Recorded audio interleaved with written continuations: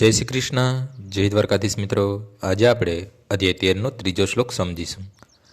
ક્ષેત્રજ્ઞમ ચાપીમાં વૃદ્ધિ સર્વક્ષેત્રેષુ ભારત ક્ષેત્રજ્ઞ યોજ્ઞાનમ યત જજ્ઞાનમ મતમ મમ.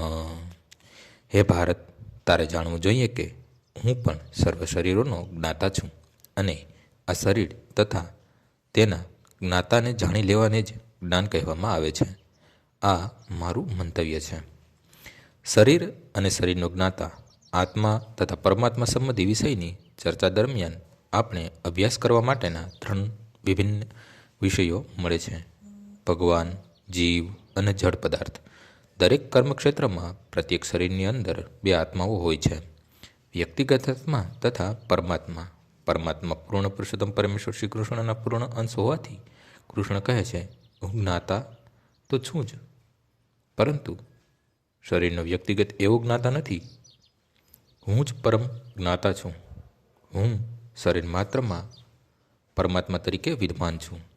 જે મનુષ્ય કર્મક્ષેત્ર તથા ક્ષેત્રના જ્ઞાતા વિષયક અધ્યયન ભગવદ્ ગીતાના માધ્યમ દ્વારા સૂક્ષ્મ રીતે કાર્ય કરે છે, તેને આ જ્ઞાન પ્રાપ્ત થઈ શકે છે. ભગવાન કહે છે, હું દરેક વ્યક્તિગત શરીરમાંના ક્ષેત્રજ્ઞનો જ્ઞાતા છું. વ્યક્તિ તેના પોતાના શરીરનો જ્ઞાતા હોઈ શકે, પણ તે અન્ય શરીરો વિશે જાણી શકે નહીં. પરમાત્મા રૂપે સર્વ શરીરોમાં હાજર રહેલા પૂર્ણ પુરુષોત્તમ પરમેશ્વર બધા શરીરો વિશે બધું જ જાણે છે. તેઓ વિભિન્ન યોનિઓના સૌ શરીરને જાણનારા છે. એક નાગરિક પોતાની જમીનના ટુકડા વિશે બધું જ જાણે છે, પરંતુ રાજા પોતાના મહેલ અંગે નહીં. પરંતુ તથા બધા પ્રજાજનોની વ્યક્તિગત સંપત્તિ અંગે પણ જાણકાર હોય છે. એવી જ રીતે મનુષ્ય વ્યક્તિગત રીતે પોતાના શરીરનો સ્વામી હોઈ શકે, પરંતુ પરમેશ્વર સર્વ શરીરોનો સ્વામી છે. રાજા પોતાના રાજ્યનો મૂળ માલિક છે અને નાગરિક ગૌણ માલિક છે. તેવી જ રીતે પરમેશ્વર સર્વ શરીરોના સર્વોપરી સ્વામી છે. શરીર ઇન્દ્રિયોનું બનેલું છે. પરમેશ્વર ઋષિકેત છે, એટલે કે તેઓ જ ઇન્દ્રિયોના નિયતા છે. જેવી રીતે રાજા પોતાના રાજ્યની સર્વ પ્રવૃત્તિઓનો મૂળ નિયામક હોય છે, તેમ ભગવાન ઇન્દ્રિયોના મૂળ નિયતા છે.